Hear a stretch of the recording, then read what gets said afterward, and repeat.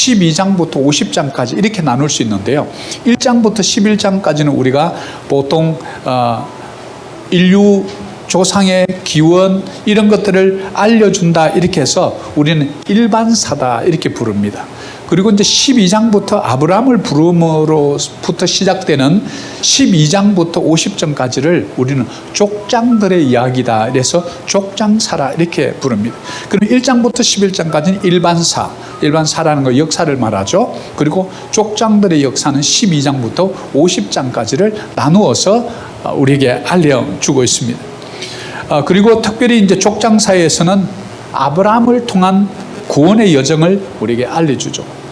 아브라함이 약 75세가 됐을 때 갈대 우르에서 아버지 데라 밑에서 우상을 가까스 만드는 그런 집에서 살고 있던 그에게 하나님이 직접 찾아옵니다. 아브라함이 기도해서 하나님을 찾았다 이런 구절이 나오지 않습니다. 그렇게 살아가는 인생들, 하나님을 잊어버리고 바벨탑을 쌓았던 인생들 11장에 나오는데요. 11장에 하나님 없는 인생들은 늘 무엇을 쌓습니까? 내가 하늘에까지 다 하나님처럼 되고자. 바벨탑은 우리 인간의 교만을 상징적으로 보여주는 내용입니다. 하나님을 떠난 백성들은 늘 첫 번째 하는 것이 자신만의 바벨탑을 쌓게 되어 있습니다. 명예의 바벨탑을 쌓으려고 그럽니다. 물질의 바벨탑을 끊임없이 쌓으려고 합니다. 그리고 권력의 바벨탑을 끊임없이 쌓으려고 합니다. 어떻게 됐죠? 그들이 하늘에 닿고자 하되 어떻게 됐습니까? 하나님께서 언어를 혼잡게 하사 그들이 담 쌓는 것을 멈추게 하였더라. 언어를 바꿔버려요. 하나님은 교만한 자를 대적하시고 겸손한 자를 가까이 하시는 줄 믿습니다. 우리 하나님의 역사입니다. 그래서 우리는 이 바벨탑을 통해서 하나님 없는 인생들의 역사를 우리는 창세기에서 배울 수 있어야 합니다. 그런 인생들에게 우리 하나님은 찾아오십니다. 찾아오셔서 아브라함을 불러서 민족의 조상으로 만들어 가십니다. 소망 없는 인생들에게, 흑암 속에서 살아가는 빛이 없는 인생들에게 빛 되신 그분이 찾아오셨다는 구원의 역사가 창세기에서부터 이미 있다는 사실을 우리는 깨닫고, 창세기가 어떤 책인가 우리가 조금 더 깊이 좀 들어가 보자 합니다. 자, 창세기는 총 50장으로 되어 있습니다. 그리고 1533절 38,262개의 영어 단어로 구성이 되어 있습니다. 기록한 사람은 당연히 모세입니다. 기록 시기는 BC 1450년경입니다. 그리고 창세기의 성격은 역사서입니다. 그리고 기간은 2315년, 이제 어셔라는 분의 연대기를 참조했을 때 그렇습니다. 그럼 이 창세기의 수신자는 누군가? 바로 출애굽한 이스라엘 백성들, 그리고 온 인류입니다. 로마서 15장 4절과 고린도전서 10장 11절을 참조하시면 됩니다. 그리고 창세기의 이름은 어디에서 유래됐냐 하면, 처음에 in the beginning, 영어로는 in the beginning God created heaven and earth 이렇게 되어 있는데요.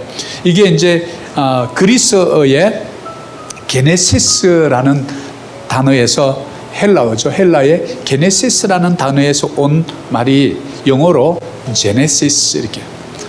또 제네시스 하니까, 와, 교회 가니까 제네시스 얘기하더라. 이러면서 현대에 나온 중형차 이름이 제네시스거든요. 바로 이게 뭐냐면, 이 in the beginning, 이런 태초의 기원, 오리지널, 원조 이런 뜻이에요. 제네시스 타고 다시면 내가 원조라 이거지. 그러면 이 창세기 핵심 장은 뭐니 하도 1장입니다. 그러면 핵심 단어는 뭘까요? 처음. 아직까지 넘기지 마시고 신경 좀 써주세요. 핵심구는 처음에 1장 1절. 그리고 창세기에 우리는 무엇을 보아야 하냐면, 창세기에서 예수 그리스도를 보아야 합니다. 어떤 분들은 구약은 다 피한 거 아닙니까? 신약 예수님께서 모든 말씀의 성취를 이루신 그 마태복음부터 계시록까지 우리가 읽어야지, 구약은 다 이미 내가 율법을 폐하러 온 것이라 하지 않았습니까? 이렇게 말씀하시는 분들이 있는데, 그거는 반쪽만 알아서 그래요. 창세기에서부터 삼위일체가 등장하시고, 그리고 창세기에서부터 오실 예수님을 우리에게 알려준다는 사실이죠. 우리 인류 기원을 역사를 전체 몇만 년, 공생대부터 해서 이렇게 해서 몇만 년, 5만 년 전, 10만 년 전 이렇게 얘기하는데요. 성경의 연도는 간단합니다. 지금 아노 도미니 AD 2022년입니다. 그리고 before Christ, 예수님이 오시기 전, 그것을 우리는 4,000년으로 봅니다. 그래서 지금 현재 6,000년입니다. 왜 그러냐면 성경은 하루를 1,000년같이 1,000년을 하루같이, 그래서 전체 6일 동안 창조하시고 7일째 안식하셨더라. 그래서 하루를 1,000년으로 했었죠. 6,000년입니다. 그래서 이제는 거의 하나님께서 말씀하셨던 예수님을 통해서 내가 다시 오리라 하신 재림의 시간이 이제는 거의 다 왔습니다. 어떻게 알 수 있습니까? 목사님이라고 함부로 그렇게 말해서 우리에게 두려움을 주시는 것입니까? 아닙니다. 그 당시에 2000년 전에 제자들도요, 궁금해가지고 예수님한테 물어봤어요. 예수님 다시 온다 그러는데 만약 그렇게 얘기하자면 전 징조를 좀 보여주면 우리가 그 징조를 보면 좀 깨닫지 않겠어요? 예수님 당시에는요, 빨리 오실 줄 알았거든요. 자기들 살아있을 때 오실 줄 알았거든요. 그래서 징조를 좀 보여주세요 이랬더니 칼과 기근과 전염병과 지진 이런 것이 오거든 징조를 알아라. 구약을 보세요. 계속해서 얘기해줘요. 처처에 전쟁이 일어날 것이다. 러시아와 우크라이나의 이 전쟁이 그냥 온 게 아닙니다. 대만과 중국의 이 일촉즉발의 사건이 그냥 있는 게 아닙니다. 대한민국과 북한의 마찬가지고, 이란과 이스라엘, 곳곳에 아프리카의 내전들, 예멘의 반군들, 이것들이요, 우리가 눈을 떠서 조금만 세계로 돌리면요, 지금 거의 가시방석에 앉은 느낌이에요. 자연재해는 어떻습니까? 언제 우리가 2년, 3년 이렇게 팬데믹으로 락다운이 되고 비행기를 못 타고 이렇게 마스크를 쓰고 다니면서 격리를 일주일 동안 해야 되는 것을 언제 한번 생각이나 해보셨습니까? 전염병이죠. 플레이그. 출애굽할 때 하나님께서 그 애굽에 내렸던 이 모든 악질, 이런 것들을 말하죠. 지진은 어떻습니까? 한국도 안전한다고 그랬는데 이제 안전한 데가 아닙니다. 포항에 그 지진 와가지고 말이죠, 한동대 있는데 그 얼마나 많은 사람들이 놀래고 학교 건물이 일부 파손되고 이랬습니다. 필리핀은 어떻고요? 얼마 전만 해도 제가 막 흔들리니까 제 아내하고 막 숨을 내고 이렇게 쫓아가는데 몸이 흔들려가지고 갈 수가 없더라고요. 이게 한두 번 겪은 게 아닙니다. 필리핀에 와서 지금 한 크고 작은 거 한 5번 느꼈습니다. 옛날엔 100년에 한 번 정도 일어났대요. 근데 이제는 100년이 아니고요, 제가 30년도 안 됐는데 필리핀에 온 지 벌써 제가 5번 느꼈대요. 무슨 말이죠? 빈도가 점점 많아진다. 강도가 점점 세진다. 북극의 얼음이 다 녹아서 이제는 작은 섬들은 이제는 거의 앞으로 몇 년 후에는 없어질 것이다. 무엇을 말하죠? 예수님의 약속이 한 번이라도 틀린 적이 있던가요? 이 창세기에서부터 하나님은 구속의 예언을 이미 우리에게 묻어둔 것이죠. 바로 그것을 우리는 첫째는 여자의 씨, 두 번째는 아브라함의 씨, 세 번째는 우리의 화평이신 실로, 네 번째는 이스라엘의 돌이신 목자라는 4가지 말씀으로 이미 창세기에서부터 오실 메시아에 대한 예언이 들어있다는 사실이에요. 지금으로부터 몇천 년 전이요? 4,000년 전에. 4,000년 전에 쓰여진 창세기를 통해서 이미 4,000년, 2,000년 후에 오실 메시아, 그가 어떤 분이라는 것을 알려줘. 이스라엘의 돌, 뭐죠? 반석이신 예수. 창세기 49장 24절에 나오죠. 그리고 우리의 화평이신 실로, 화평, 피스메이커, 하나님과 우리 사이를 화평케 하려 오신 reconciliation. 창세기 49장 10절에 나오죠. 아브라함의 씨, 너의 씨를 통해서 민족이 창대케 하리라. 창세기 12장 1절에 나오죠. 여자의 씨, 창세기 3장 15절. 원시복음이라고 하는 창세기 3장 15절에 이미 오실 메시아의 예표가 들어있는 책이 이 창세기다. 여러분, 창세기를 많이 읽으세요. 모세 오경의 가장 펀다멘탈 기본이 창세기입니다. 성경 66권의 가장 기초가 창세기입니다. 우리 인류의 기원의 책이 창세기입니다. 타락이 어떻게 이 세상에 들어오고 왜 우리가 미워해야 되고 어떤 사람은 믿고 어떤 사람은 보기 좋은지 도대체 내 마음이 왜 이렇게 됐는지 타락으로부터 온 이 모든 기원이 창세기에 들어있다는 사실. 그럼에도 불구하고 우리를 찾아오시는 예수, 그분을 우리는 창세기를 통해서 만날 수 있습니다. 그래서 여러분이 우리 맥체인 성경을 읽을 때 창세기부터 쭉 읽어나갈 때 각 성경마다 누구를 찾으면 되냐면 예수 그리스도를 찾으면 됩니다. 우리 서울의 강남과 강북을 잇는 다리가 30 몇 개라든가 40 몇 개라든가 이러다 하죠. 그 밑에는 뭐가 흐르죠? 한강. 그러면 위에 다리를 다 이렇게 놓았지만 그 밑에 흐르는 큰 줄기는 뭐예요? 한강이죠. 우리가 창세기라는 다리를 놓고 출애굽이라는 다리를 놓고 레위기라는 다리를 놓고 민수기라는 다리를 놓고 신명기라는 다리를 놓았지만 그 속에는 뭐가 흐른다고요? 예수 그리스도. 우리는 성경에서 예수 그리스도를 찾을 수 있어요. 창세기에서 바로 네 군데서 이것을 찾을 수 있습니다. 자, 그러면 우리가 태초에 하나님이 천지를 창조하시니라. 이게 이제 히브리 원어로 이제 교회를 좀 다니신 분들은 좀 이렇게 알아볼 필요가 있습니다. 그래서 한번 제가 히브리 원어를 좀 한번 가르쳐 드릴 테니까 혹시 앞으로 이스라엘을 가고 싶은 분들만 좀 한번 외워보세요. 다음에 이제 우리 이스라엘 이렇게 할 때 외우신 분들만 제가 뽑으려고. 정신 바짝 차리고 외울 것 같아요. 자, 한번 해볼까요? 베레시트, 바라, 엘로힘, 엣 하샤마임, 디엣 하렛. 이런 발음 안 해보니까 되게 어렵죠?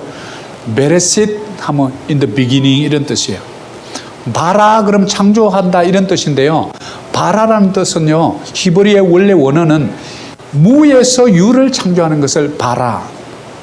그것도 또 우리말로 바라 그런다고 나를 쳐다보지 마시고 히브리어 말이 그렇다고. 바라. 이거는 무에서 유의 창조. 우리 인간들은 무에서 유를 창조할 수가 없어요. 이것을 우리는 nothing to something. nothing to something. 아무것도 없는 곳에서 뭔가를 만들어내는 것은 하나님의 영역, 신의 영역이라고 그럽니다. 그리고 또 다른 히브리 하나 단어는 아사라는 단어인데요. 이 아사라는 단어는요, 유에서 유를 만드는 것을 말해요. 이거는 창조라고 그러지 않고, 그래서 우리 성경은 만드셨다, 지으셨다 이렇게 할 때 아사라는 단어를 구별해서 썼다는 거예요. 그런데 우리 성경은, 우리 한글로는 이것을 구별하기가 쉽지 않아요. 그래서 바라라는 것은 무에서 유를 창조한 것은 창세기 1장 1절, 창세기 1장 21절, 창세기 1장 27절에서 바라라는 단어를 쓰고요. 아사라는 유에서 유를 창조한 것, something에서 something으로 만들어내는 것. 우리는 그래서 창의정신, 창의력, 창조정신 이렇게 말하죠. 그거는 뭐냐면 창세기 1장 7절, 16절, 25절, 26절, 31절 그리고 창세기 2장 4절에 이 단어가 구분되어서 사용된다는 사실이에요. 자, 그러면 우리는 창세기 1장 1절에서 하나님의 창조 역사의 특징을 볼 수 있는데 바로 무에서 아무것도 없는 것, 땅이 혼돈하고 공허하며 흑암이 깊은 중에 있더라. void라는 킹 제임스 버전은 썼어요. 그러면 아무것도 없는 상태, void라는 상태에서 무에서 유를 탁 만들어내는 거예요. 어떻게 만들었을까요? 한번 볼까요? 그 다음 거 한번 볼까요? 하나님은 질서의 하나님이신 줄 믿습니다. 그래서 우리 그리스도인들도요, 질서 있게 살아야 돼요. 그래서 그리스도인들이 줄을 잘 써야 돼요. 그리스도인들이 줄을 안 쓰면 질서의 하나님을 잘 몰라서 그래요. 그러니까 그럴 때는 가르쳐 줘야 돼요. 우리 하나님 질서의 하나님이에요. 줄 좀 서세요. 저 뒤에 가서 서세요. 이렇게 좀 얘기해 줘야 돼요. 왜 그러냐면요, 첫째 날 먼저 하나님이 흑암 가운데 있는 다크네스를 라이트로, 빛을 탁 만들어요. 예수 안 믿는 사람들이요, 예수를 믿으면 어둠 가운데 살다가 빛을 만난 거예요.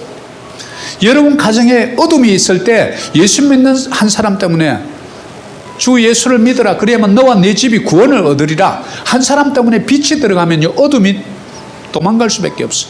흑암의 권세가 도망갈 수밖에 없는 거예요. 그래서 주 예수를 믿으라. 그러면 너와 내 집이, 아니 나만 믿었는데 내 집만, 내만 구원받으면 되지 왜 집도 구원받죠? 왜? 여러분 빛을 보아. 예수의 빛이 내 속에 들어온 거예요. 첫 번째 빛이, 두 번째는 공기를 만들고요, 물을 만들어요. 그리고 세 번째는요, 땅과 식물. 이렇게 만들어 놓고는요, 먼저 구조를 만듭니다. 스트럭처를 만들고요, 4일째부터는 첫 번째 만든 것에 채워 넣어요.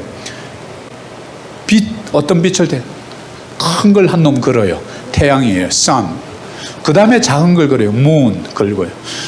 그리고 좀 재미없거든요. 두 개만 딸랑 해놓으니까 중간중간에 머리를 탁탁 이제 이렇게 튀기잖아요. star. 배를 넣어가지고 하늘을 아름답게 꾸며놔요. 너는 항상 반짝반짝하거라. 그래서 우리가 반짝반짝 작은 별 볼 수 있는 거예요. 하나님이 얼마나 섬세하신지 몰라. 둘째 날요, 이 공기, 즉 하늘에는 뭐를 채워넣어요? 새들을 풀어놔요. 날아다니죠. 비행기도 날아다니고. 물에는 뭘 키워놓죠? 물고기를 만들어놔요. 셋째 날은 땅과 식물의, 땅에는요, 각종 기는 동물들을 만들고요, 그리고 남자를 창조하고요. 나중에 첫 번째는 창조한 건 남자입니다. 그리고 나중에는 여자는 복제를 시켜요. 그래서 인류 최초의 이 무통, 무치 시술을 하나님이 하신 거예요. 이렇게 해서 첫째 날, 둘째 날, 셋째 날은 구조를 만들어 놓고 거기다 넷째 날, 다섯째 날, 여섯째 날 거기다 채워 넣는 거예요. 이렇게. 얼마나, 이게 바로 하나님의 창조의 법칙, 첫 번째 질서로 채우십니다. 이것을 우리는 코스모스라고 이렇게 말합니다. 이 코스모스가 없는 상태를 우리는 케이오스라고 말해요. 예수 그리스도가 우리 심령에 없으면 우리는 케이오스, 즉 혼돈 상태, 뒤죽박죽이 되어 있는 상태를 우리는 케이오스라고. 예수 믿지 않는 사람들 뭐 삶에 이게 없어요. 선과 악이 뭔지도 몰라. 질서도 없어요. 집안 가보면 엉망이에요. 그걸 케이오스 상태라고, 카오스라고 그래요.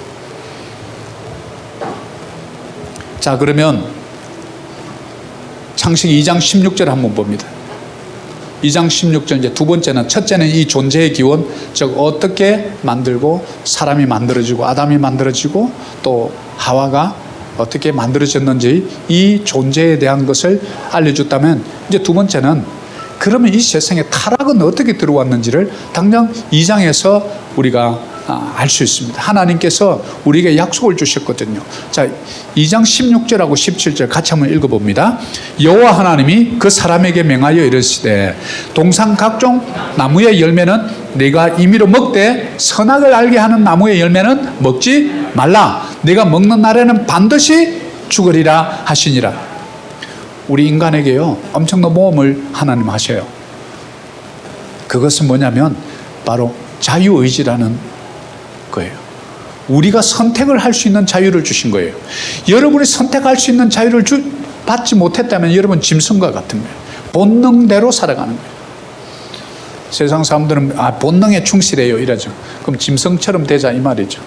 근데 우리는 노라고 말할 수 있는 선택의 의지를 하나님께서 주셨어요. 도덕적인 선택의 자유가 있는, 책임 있는 존재로 우리를 만드셨어요. 그러니까 성적인 문제도 마찬가지예요. 그냥 일 저질러 놓고 내몰라라 이러시면 안 돼. 왜? 도덕적 선택의 자유를 우리에게 주셨는데 우리는 그 자유를 남용하고 상대의 인권을 유린하고 무책임하게 버린 게 되는 거죠. 이건 그리스도의 이 창조 원리에 맞지 않다. 그래서 네가 그 열매를 먹는 날에는 반드시 죽으리라는 하나님과 우리 피조물 사이의 약속을 하나님께서 주신 거예요. 이 약속이 잘 지켜졌다면 이 세상에 타락이 들어올 길이 없었어요. 그런데 이것을 지키지 않으므로 불순종 때문에 이 세상에 죄가 들어온다는 사실이죠. 창세기 1장에 3장입니다. 1장에 창조가 역사가 있고 2장에 약속을 주시고 3장에 와서 벌써 타락의 징조가 보이기 시작합니다. 1장, 2장, 3장의 이 사이가 시간이 얼마인지는 우리가 성경을 통해서 알 수는 없습니다. 자, 3장 1절 한번 봅니다. 그런데 뱀은 여호와 하나님이 지으신 들짐승 중에 가장 강교하니라. 뱀이 여자에게 물어 이르되 하나님이 참으로 너에게 동산 모든 나무의 열매를 먹지 말라 하시더니. 여러분, 아담에게 어떤 권리를 주셨냐면 이 모든 동물의 이름을 지을 수 있는 권한을 아담에게 줬어요. 이름을 지을 수 있는 권한을 줬다는 것은 무슨 말이냐 하면 권위를 아담에게 주었단 말입니다. 다스릴 수 있는 권세를 아담에게 주었다는 거예요. 그런데 이 뱀은, 그럼 뱀이라고 서펀트라고 나오는 이것도 아담이 지었을 거 아니에요, 이름을. 그럼 뱀이 아담의 말을 들어야 돼요? 아담이 뱀의 말을 들어야 돼요? 근데 여기서 나중에 결론은 뭐 이거 아니에요? 뱀의 말을 듣고 사람 타락했더라, 이거 아닙니까? 뭔가 좀 이상하죠? 뱀이 우리 말을 들어야 되는데 뱀의 말을 듣고 불순종하게 됐어요. 뭐예요? 하나님의 창조의 질서대로 간 거예요? 무질서로 간 거예요? 무질서로 간 거예요. 우리는 그것을 죄라고 그래요. 자유의지를 남용해버린 거예요. 의를 택하고 선을 택하고 바른 것을 택해야 되는데 거꾸로 뒤집은 거죠. 왜 동성애를 우리 기독교는 끊임없이 반대하죠? 하나님께 만든 창조의 그 질서를 거꾸로 사용하기 때문에, 역으로 순리대로 사용하지 않기 때문에 우리는 그것에 대해서 코스모스가 카오스로 변했다, 이거는 아니다, 무질서 상태다, 온갖 질병과 에이즈와 그들의 인생이 망가지는 것, 그 하나님의 뜻이 아니다, 그러니까 그렇게 안 했으면 좋겠다라는 것이죠. 차별금지법이라는 이름으로 그런 악한 국회의원들, 정치인들 사용해가지고 그런 법을 만들어서 자기들 인권을 그게 인권입니까? 머저리티 99명의 사람의 인권은 인권이 아니고 한 명의 동성애 하는 사람의 인권은 인권입니까? 이 얼마나 무질서합니까? 이것을 카오스라고 해요. 창세기를 우리가 조금만 알아도 우리 인류, 이 인간 세상에서 일어나는 모든 일들을 우리는 성경의 안경을 통해서 볼 수 있습니다. 우리 기독교적 세계관이라고 말하죠. 근데 성경에 말하는 동물들이 딱 두 군데 나오더라고요. 창세기에 이 뱀하고요, 그 다음에 우리 민수기 22장에 가면 발람의 나귀가 나오죠. 나귀가 자꾸 말을 해요. 이 덩키가 말을 해. 뱀이 말하고. 그런데 두 가지 특징이 있어요. 뱀은요, 사탄의 도구로 사용했어요. 근데 요 발람의 나귀는요, 하나님의 도구로 사용됐어요. 우리 인생도요, 하나님의 도구로 사용돼야 돼요. 사탄의 도구로 사용되면요, 뱀의 미래가 어떻게 되는지 우리가 알잖아요. 그 다음 말씀 볼까요? 창세기 3장 6절입니다. 여자가 그 나무를 본즉 먹음직도 하고 보암직도 하고 지혜롭게 할 만큼 탐스럽기도 한 나무인지라. 여자가 그 열매를 따먹고 자기와 함께 있는 남편에게도 주매 그도 먹은지라. 자, 그런데 이 뱀이 하와를 유혹할 때 하나님은 약속을 누구에게 줬나? 아담에게 줬어요. 먹는 날에는 반드시 죽으리라, 이렇게 이제 줬단 말이에요. 근데 이제 이 뱀은 아담에게 간 게 아니에요. 하와에게 간 거예요. 말을 전해 들은 사람에게 간 거예요. 얼마나 강교한지가 보이죠? 왜? 반드시 죽으리라 이렇게 말을 들은 아담은 그렇게 말하면 여자는 안 돼, 반드시 죽는다 그랬거든, 그렇게 안 돼, 이렇게 했을 건데 하와한테 가서 딱 얘기를 하니까 질문을, 조금 전에 우리 지나갔지만 동산 모든 나무의 열매를 먹지 말라 하던 질문을 살짝 변경시켰어요. 그 선과 악을 알게 하는 그 나무를 먹으면 반드시 죽으리 이랬는데 질문을 어떻게 바꿨다고요? 모든 동산 나무의 열매를 먹지 말라 하더냐? 질문이 잘못됐죠. 여러분, 우리가 살다 보면 내가 답을 못할 환경이 올 수 있어요. 그러면 그때는 질문을 잘 생각해 보세요. 상대의 질문이, 당신의 질문이 좀 잘못된 것 같다고, 이렇게 답할 수 있어야 돼요. 질문이 잘못되면 반드시 답이 잘못되거든요. 당신은 아직도 와이프를 때리십니까? 아닙니다. 그렇게 답을 하면 전에는 때렸다 이 말이에요. 아직도 때리십니까? 아니요. 그 얘기는 뭐예요? 전에는 때렸다는 거예요. 이거는 뭐가 잘못된 거예요? 저 질문이 잘못된 거예요. 예, 아니요, 뭐, 그렇게 하면 답하세요. 세상에 어떻게 예, 아니요로만 답할 수 있어요? 이렇게 사악한 자들은 질문을요, 여러분 속에 싹 와가지고 질문을 이렇게 싹 하는 거예요. 두루뭉실하게. 그리고 옆에서 제3자로부터 전해 들은 말은 늘 위험성이 있다는 거 우리 하와를 통해서 알 수 있는 거예요. 그래서 뭔가 이렇게 분쟁이 있거나 이럴 때는요, 3자의 말 듣지 말고 당사자를 직접 다 만나봐야 돼요. 그래서 우리 창세기를 통해서 우리가 이것을 알 수 있어요. 왜? 전해 들은 하와는 건 헷갈린 거예요. 모든 동산나무의 열매를 먹지 말라 하더니 아니, 이렇게 이제 당연히 답했겠죠. 그런데 저거 한번 봐봐. 그러니까 어때요? 나무를 딱 보니까 먹음직도 하고 보암직도 하고 지혜롭게 알 만큼 탐색. 평소에 안 봤습니까? 맨날 보면 동산 중앙에 있는데 매일 봤겠죠. 그런데 그때는 왜 안 먹음직스럽고 안 보암직스럽고 지혜롭게 할 만큼 안 탐스러웠다가 뱀의 그 얘기를 듣고 다시 보니까 먹음직스럽고 보암직스럽고 탐스럽고. 왜 그렇죠? 우리가 잘 들어야 돼요. 여러분 무엇을 듣고 계십니까? 희망의 말을 듣고 있습니까? 여러분의 자녀들이 희망에 찬 말을 듣고 있습니까? 파괴적인 욕설을 듣고 있습니까? 무슨 말을 듣느냐가 우리 인생을 크게 좌우한다는 것을 알 수 있어요. 그 말 듣고 보니까 여자가 그 열매를 따먹고 자기와 함께 있는 남편에게도 주며 그도 먹은지라. 우리는 창세기 3장 6절을 통해서 아내들이여 정신 차리라. 아내들이 그 따먹고요. 그럼 자기만 또 따먹지. 남편에게 주니까 또 남편이 반드시 죽으리라. 이 말을 또 아내가 주니까 생각도 안 해요. 제가 이거 보면서. 저도 뭐 아내가 밥 주면 독약을 탔는지 뭐를 탔는지 몰라요. 그냥 먹어요.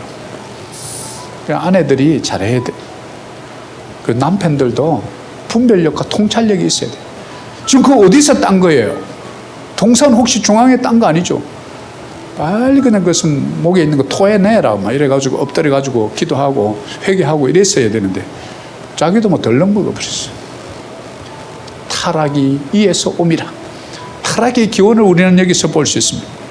네가 무엇을 보느냐, 네가 무엇을 듣느냐, 이 말은 다시 바꾸면 네가 무엇을 너희 자녀들에게 보여주고 있느냐, 네가 어떤 말을 너희 자녀에게 들려주고 있느냐. 너희 말이 내 귀에 들린 대로 내가 너희에게 행하리라. 폭언, 욕설, 나쁜 말, 부정적인 말, 늘 불평불만을 우리 자녀들에게 들려주면 그 아이들은 그렇게 됩니다. 너는 할 수 있어. 너는 다리가 없어도, 한쪽 눈이 안 보여도, 너는 몸이 약해도, 키가 작아도 잘할 수 있어. 하나님은 상대평가하지 않아. 하나님은 절대평가해. 너 자신이 가장 소중한 존재를 하나님 봐주신다. 힘내라. 하나님이 너와 함께 할 거야. 이렇게 말을 들은 아이하고, 야, 나가 죽어라. 옆집 애는 맨날 1등 하던데 너 뭐 성령 보면 그러냐? 맨날 이런 얘기를 들어보세요. 어떤 말, 네가 무엇을 보고 어떤 말을 듣느냐. 진리의 말, 생명의 말, 우리를 살리는 성경의 말을 매일매일 먹고 있느냐. 세상의 어두운 소리, 어두운 뉴스, 세상에 온갖 이 욕설 섞인 이런 것을 듣고 있느냐. 우리 인생이 타락이 길로 가기도 하고, 생명의 길, 사망의 길을 너에게 앞에 두었느니 너는 생명의 길을 택하라. 신명기 모세를 통해서 주는 음성처럼 오늘 말씀을 듣고 계신 여러분, 무엇을 보고 있습니까? 누구로부터 어떤 소리를 듣고 있습니까? 자유의지로 우리가 선택할 수 있는 권한을 준 도덕적인 존재로 우리를 만들었는데 우리는 그 질서를 버리고 무질서를 택해서 인류 기원에서 죄가 들어오게끔 문을 열어준 슬픈 현장을 우리는 창세기를 통해서 볼 수 있어야 합니다. 자, 그러면 그것으로 끝입니까? 소망이 없습니까? 우리 하나님은 그런 분이 아닙니다. 창세기 3장 15절입니다. 같이 한번 크게 읽습니다. 내가 너로 여자와 원수가 되게 하고 내 후손도 여자의 후손과 원수가 되게 하리니 여자의 후손은 내 머리를 상하게 할 것이요 너는 그의 발꿈치를 상하게 할 것이나 하시고, 우리 이것을 원시복음이라고 그럽니다. 창세기 3장 15절에 오실 메시아 갈보리 산 위에 선 십자가의 예수 그리스도의 모습을 우리는 오늘 이것을 통해서 볼 수 있습니다. 내가 너로, 뱀입니다. 하나님이 뱀에게 얘기하는 거예요. 뱀, 너 이제 여자하고 원수가 되게 하고 네 후손도 여자의 후손과 원수가 되게 하라. 예수 그리스도를 예표하는 거예요. 여자의 후손, 즉 마리아와 요셉 사이에서 태어난 그 예수 그리스도, 즉 여자의 후손, 우린 잘 보아야 돼요. 요셉의 후손, 남자의 후손 이렇게 안 하고요, 여자의 후손 이렇게. 왜냐하면 요셉의 씨가 아니었거든요. 성령으로 잉태되어서 마리아의 몸을 빌려서 난 자기 때문에 그래요. 여자의 후손은 내 머리를 상할, 사탄의 모든 권세를 다 무너뜨려 버립니다. 십자가에서 예수님께서 행하신 5가지 놀라운 권세, 죄사함의 권세, 두 번째 사탄의 권세를 십자가에서 무너뜨려요. 세 번째, 죽음의 권세를 이제 십자가에서 부활하심으로 죽음의 권세를 가지고 우리에게 보여주신 거예요. 자연을 다스리는 권세. 갈릴리의 파도가 심해서 다 죽게 되었습니다 할 때 잠잠하라 be calm 했을 때 바다가 평온한지라. 자연을 다스리는 권세. 그리고 다윗의 자손 예수여 나를 불쌍히 여기소서, 나에게 자비를 베푸소서, 긍휼을 베푸소서. Son of David, mercy on me. Have mercy on me. Have compassion on me. 이렇게 했을 때 내 믿음이 너를 구원하였느니라. 질병을 다스리는 것이 이 5가지. 제3의 권세, 사단을 이기는 권세, 죽음을 이기는 권세, 자연을 다스리는 권세, 질병을 다스리는 이 권세를 십자가상에서 예수님께서 다 보여주신 거예요. 저와 여러분은 그 권세를 우리에게 위임받아서 여러분이 기도했을 때 병든 자에게 손을 얹은 적 나음을 입으니라. 뱀을 집어올리고 무슨 독을 마시든지 해를 받지 않고 병든 자에게 손을 얹은 적 나음을 입고 귀신을 쫓아내고, 이 권세를 저와 여러분에게도 주신 줄 믿습니다. 그래서 여자의 후손은 예수님을 예표한다. 십자가에서 대신에 예수님의 손과 발에 못이 박혀져 그의 발꿈치, 즉 예수의 여자의 후손의 발꿈치를 상하게 할 것이라. 그래서 이 3장 15절을 우리는 원시복음이라. 요한복음 3장 16절 읽기 전에 창세기 3장 15절 한 절 앞이에요. 앞에 넣었으니까 15절. 창세기 3장 15절을 다 읽고 요한복음 3장 16절을 다 읽어봐요. 얼마나 놀라운 말씀인지 몰라요.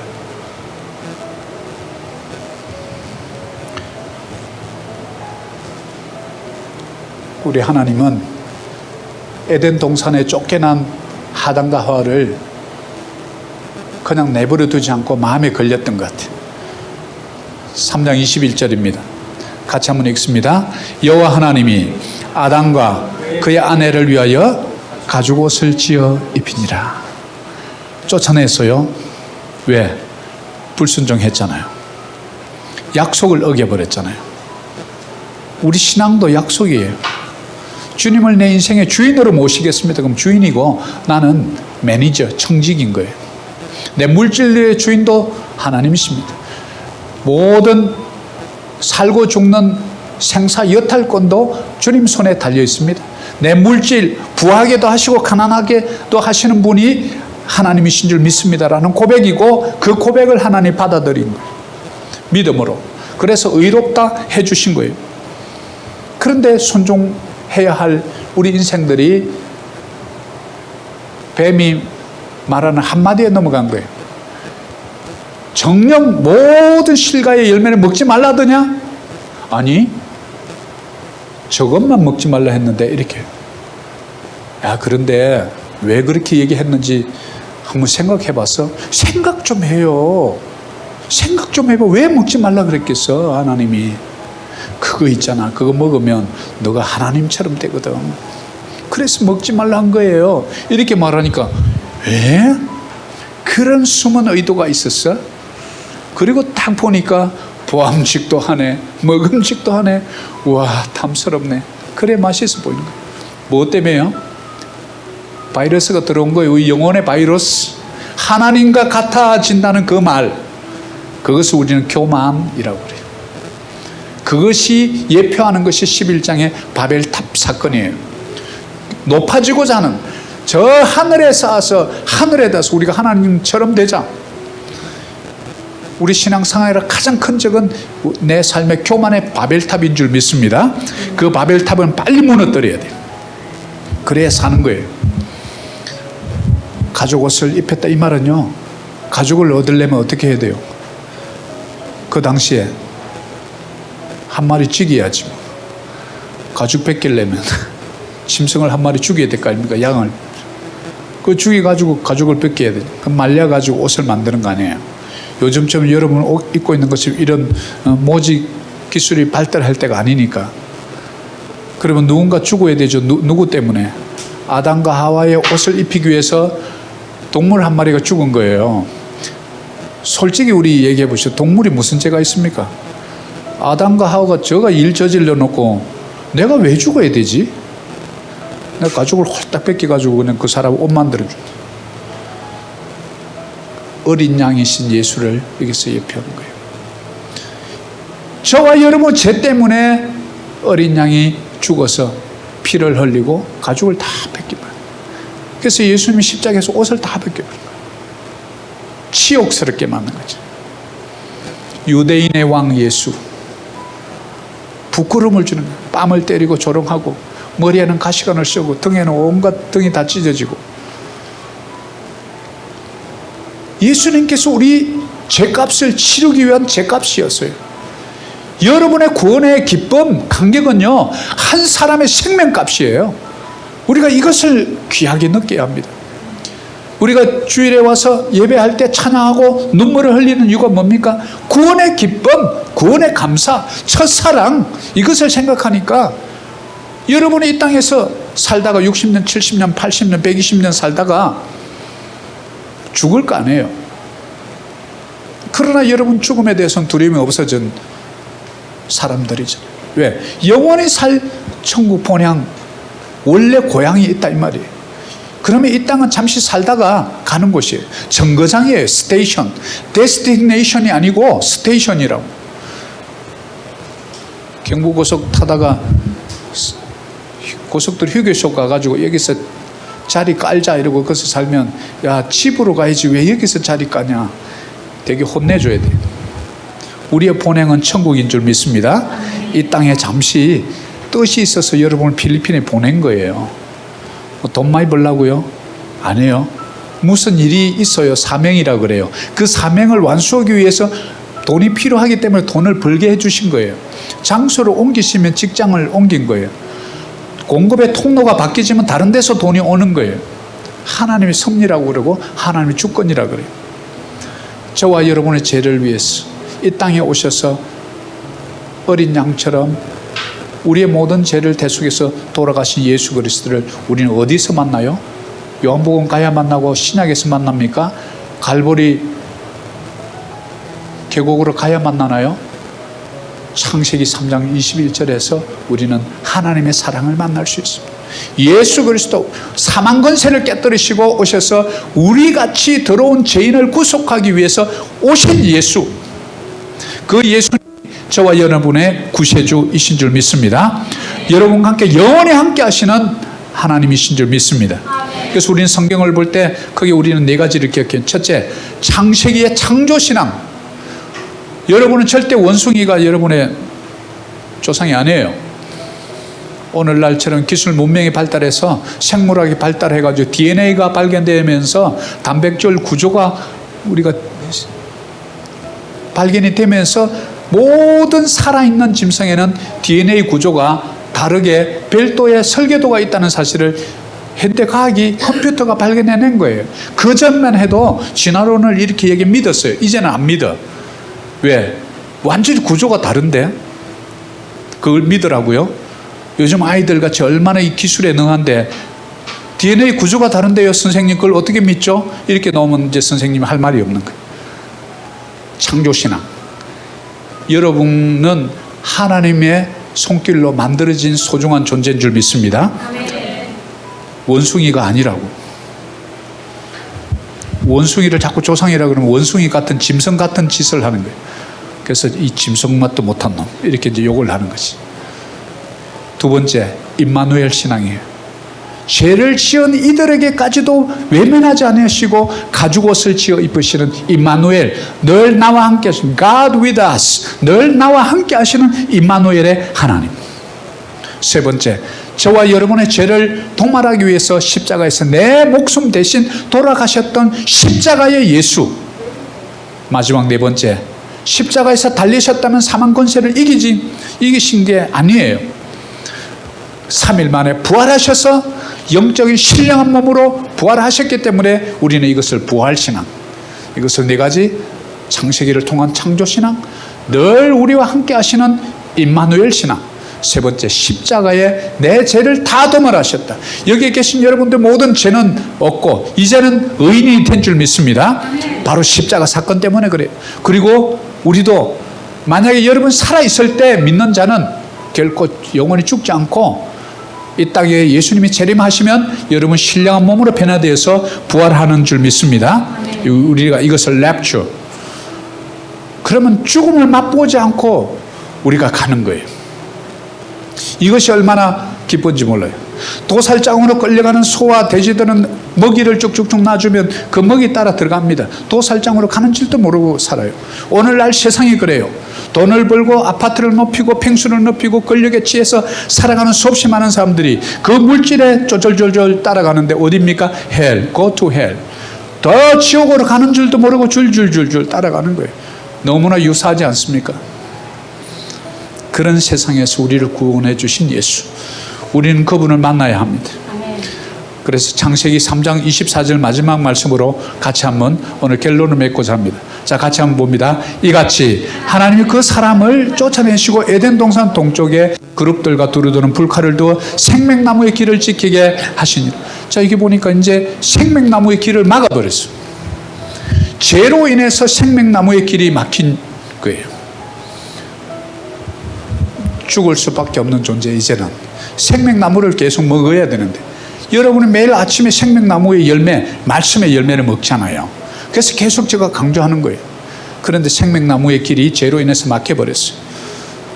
그런데 이게 어디에 언제 열렸다 보니 요한계시록 봤더니 천국에서, 우리 계시록 2장 7절인데 작은 글자로 잘 안 볼 거예요.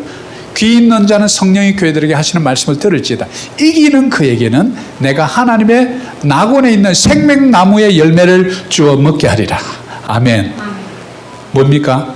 생명나무로 가는 길을 막혔던 우리 인생들에게 생명나무의 열매를 주어 먹게 하였더라. 저와 여러분인 줄 믿습니다. 예수 그리스도를 통해서 생명을 얻은, 의롭다 칭함받은 저와 여러분의 인생을 바로 이 말씀이 우리에게 알려준 것이죠. 오늘 말씀의 결론을 맺고자 합니다. 여러분, 스포츠를 하다가 슬럼프를 만나면 며칠 저 바닷가 가서 우리 지훈 형제하고 같이 가서 스쿠버 좀 하고 돌아오면 됩니다. 왜요? 바닷속에 들어가서 뭐를 생각하는 거예요? 내 자신을 보는 거예요. 내가 누구지? 나는 어디로 가고 있지? 내가 왜 이 일을 하고 있지? 나는 무엇을 하고 있지? 내가 죽으면 어떻게 되지? 기초로 돌아가는 거예요. 기본으로 돌아가는 거예요. 손흥민이가 어릴 때 아버지 축구 선수가 하루에 자글링을 1000개씩 안 하면 밥을 안 줬대요. 자글링이 뭡니까? 공을 다루는 가장 기초예요. 발로 가지고 공을 툭툭툭툭 차는 거예요. 그 기초가 지금 오늘 세계적인 선수가 된 거예요. 우리 그리스도인이 그리스도인답게 살아가려면 뭐부터 해야 돼요? 창세기로 돌아가요. 기원으로부터 돌아가요. 나는 어디서 왔는가? 정말 진화돼서 이렇게 된 건가? 그럼 나는 짐승인가? 하나님의 창조 존귀한 장가. 이것을 우리는 알아야 해요. 두 번째, 타락의 기원. 왜 죄가 오게 되는지, 무엇을 보고 무엇을 듣느냐에 따라서 우리는 쉽게 죄에 동화될 수밖에 없는 연약한 인생이라는 것을 우리는 알아야 합니다. 그래서 요즘 내가 누구와 자주 만나는지 알면 내 모습이 보입니다. 내가 요즘 자주 무슨 말을 자주 듣는지 생각해 보시면 내 미래가 어떻게 될지 압니다. 내가 요즘 자주 무슨 말을 하면서 사는지 생각하면 여러분의 인생이 그렇게 될 거예요. 타락은요, 잘못 보고 잘못 들은 데서부터 시작이 됐던 거예요. 그래서 삼중단절이 옵니다. 하나님과 관계 끊어져 버렸죠. 옆에 있는 하와를 보고 저 여자가 준 거 제가 먹었어요. 핑계를 대고 투사를 하고 책임 전가를 자기 가장 사랑하는 아내, 내 몸 중에 몸이여 내 살 중에 살이로다, 이렇게 고백은 뭐 씻어듯이 해놓고는 무슨 이제 하나님이 나타나서 이제 벌 줄 거 생각하니까 겁이 나니까 아내에게, 하나님 당신이 만든 저 여자가 줘서 먹었어요. 나는 잘못 없어요. 저 여자 혼내주세요. 이 뜻 아니에요. 우리 인생과의 관계, 아내와 관계가 단절된 거예요. 자연과의 관계가 단절됐어요. 쓰나미가 오고 지진이 오고 홍수가 나고 재해가 나는 것, 원래 하나님 만든 창조는요, 보기에 참 좋았더라. 질서 있게 다 만들어져. 절대 인간을 침범해서 죽이지 않는 피조 세계는 인간의 다스림, 통치를 받았던 사실이에요. 새하늘과 새 땅은 다시 주님 오실 때 새하늘과 새 땅에서 모든 것이 우리에게 회복이 되는 거예요. 지진 이런 거 없어집니다. 쓰나미 없어집니다. 태풍 쳐가지고 그냥 막 우리 인간을 힘들게 하고 이런 거는 이제 없어지는 거예요. 왜? 새 하늘과 새 땅으로 다시 재창조가 이루어지기 때문에 그렇습니다. 어린 양이 쓴 예수, 우리를 구속하기 위해서 오셨습니다. 십자가의 죽으심과 승리를 우리는 창세기를 통해서 볼 수 있습니다. 사랑하는 여러분, 기원의 책 창세기는 우리 존재의 기원, 내가 누구인가, 이 우주가 어떻게 만들어졌는가, 이 중력의 법칙이 어떻게 만들어졌는가, 뉴턴이 만든 게 아니고 뉴턴이 발견한 거예요. 타락이 어떻게 세상에 들어왔는가, 그렇다면 우리 인간에게 소망이 없는가? 창세기 3장 15절을 통해서 우리에게 새로운 소망으로 다가오신 예수 그리스도를 볼 수 있습니다. 우리 어떻게 적용하면 될까요? 요한계시록 2장 7절 같이 한번 볼까요? 내가 하나님의 낙원에 있는 생명나무에 열매를 주어 먹게 하리라. 아멘. 저와 여러분 생명나무를 먹은 자들인 줄 믿습니다. 그래서 하나님의 자녀가 된 거예요. 하늘 천국 생명에 여러분 이름 석자가 적혀 있는 줄 믿습니다. 갔는데, 천국 갔는데 야, 이름이 없다. 얼마나 놀랄까요? 아니 분명히 있을 거예요. 우리 목사님 저 세례 줬거든요. 아무리 찾아도 없다. 저 골치 아픈 거예요. 이 땅에 살면서 잘했어야 돼. 저기 가고 나면 이제 방법이 없어. 사랑하는 여러분, 우리 새롭게 창세기의 정신으로 새롭게 시작합시다. 하나님은 마라, 무에서 유로 창조하셨다면 아사, 어떻게 보면 우리 한국에 말 아싸 이거하고 비슷하네. 그러니까 뭐 그 히브리 말 잘 모르면 아사인데 조금 힘 줘서 아싸 이렇게 유에서 유를 창조한다 이런 뜻이에요. 그 뭡니까? 창의성이라고 그러죠. 우리 그리스도인들이 창의성이 있어야 합니다. 그래야 세상을 다스리고 정복합니다. 그런 은혜와 역사가 오늘 설교를 들으시는 여러분 심령 가운데 임하시기를 간절히 축복합니다. 그런 큰 능력이 이 땅과 우리 교회에 충만하게 역사하기를 기원합니다.